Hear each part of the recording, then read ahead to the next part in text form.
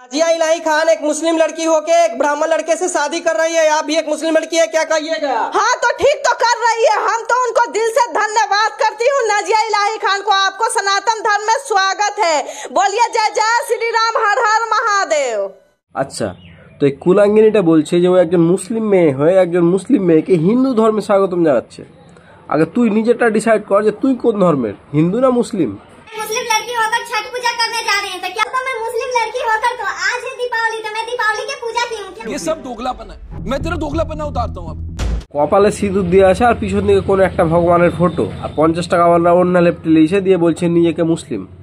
মানে এগুলোকে গোবর জুতাতে ভিজে খাওয়ালেও রাগ মিটবে না। এগুলো হচ্ছে দেশের কলঙ্ক।